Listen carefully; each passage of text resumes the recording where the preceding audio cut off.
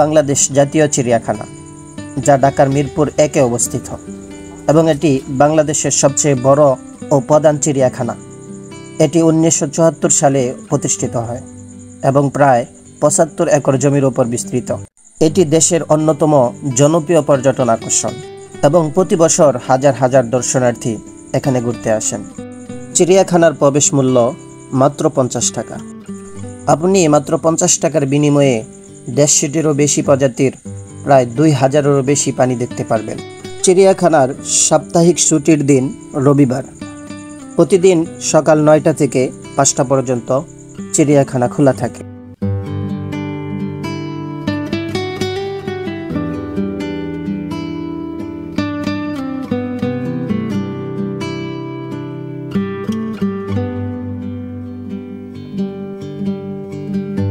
ভিতরে প্রবেশ করে হাতের বাম পাশে দেখবেন পাবলিক টয়লেট রয়েছে, যেটা ব্যবহার করতে হলে আপনাকে 10 টাকা ফি দিতে হবে। হাতের ডান পাশে রয়েছে তথ্য কেন্দ্র, যেখান থেকে আপনি সকল প্রকার তথ্য সংরক্ষণ করতে পারেন। এই রাস্তা ধরে সামনে আসলে দেখতে পারবেন চিড়িয়াখানার মানচিত্র, যেটা আপনাকে পুরো চিড়িয়াখানা ভ্রমণ করতে সহযোগিতা করবে।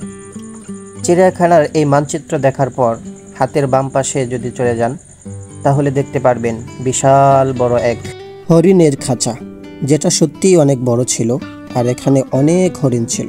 আর মজার ব্যাপার হলো, আমরা যখন এখানে গিয়েছিলাম তখন হরিণদেরকে খাবার দেওয়া হয়েছিল। হরিণ দেখা শেষ করে আমরা চলে যাই পাখিদের খাঁচায়, যেখানে অনেক ধরনের দেশি বিদেশি পাখি ছিল। তারপর আমরা বাঘ দেখতে চলে আসলাম। বাঘগুলো খুব শান্তশিষ্ট ছিল, কারণ তারা দুপুরে খাওয়ার পর রেস্ট নিচ্ছিল। পাশে আরেকটি বাঘ ছিল, যিনি কিনা পায়তারা করতেছিলেন।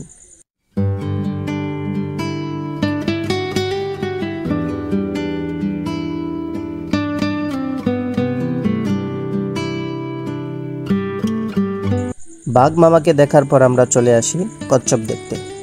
কচ্ছপগুলো দেখতে সত্যি অসাধারণ ছিল, যেখানে অনেকগুলো কচ্ছপ একসাথে পানির ভিতরে খেলা করতেছিল। তারপর আমরা চলে আসি কুমিরকে দেখতে। এখানে একটা কুমিরই ছিল, কিন্তু সেটা ছিল অনেক বড় সড়ো। তারপর আমরা চলে যাই ইকো পার্কে, যেখানে বাচ্চাদের জন্য বেশ কিছু রাইড রয়েছে বাচ্চাদের জন্য ঘোড়া রাইড, চলন্ত ট্রেন, যে ট্রেনের ভিতরে বাচ্চারা খুব এনজয় করতে পারে। আপনার ছোট্ট সোনামণিকে নিয়ে এখানে আসলে দিনটা ভালোই কাটাতে পারবেন।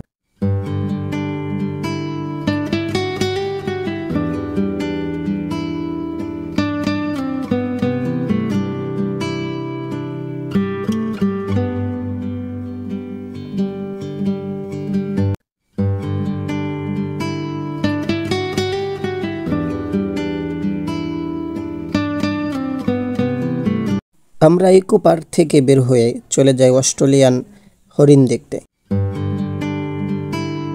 অস্ট্রেলিয়ান হরিণ দেখার পর আমরা চলে আসলাম জলহস্তী দেখতে। এখানে একটি জলহস্তী ছিল, যেটা অনেকটা দূরে ছিল।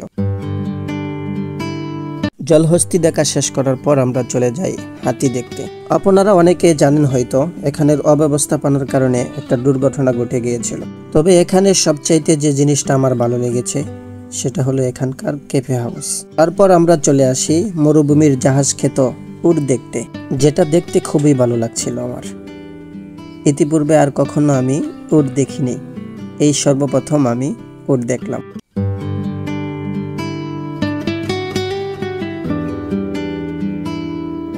উট দেখা শেষ করে আমরা চলে আসি সবথেকে নির্দয় প্রাণী হায়না দেখতে।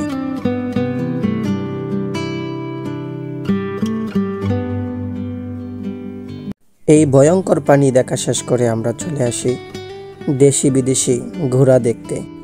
আসলে ঘোড়াগুলো দেখতে খুব চমৎকার ছিল, কেননা এক এক দেশের ঘোড়া এক এক রকম ছিল, যেগুলো দেখতে খুবই সুন্দর লাগতেছিল। ছোট ঘোড়া, বড় ঘোড়া, মোট কথা আপনার মনকে প্রশান্তি করে দেবে। ঘোড়াগুলো দেখতে এক এক কালার এক এক রকম ছিল, বিধায় অনেক সুন্দর লেগেছে।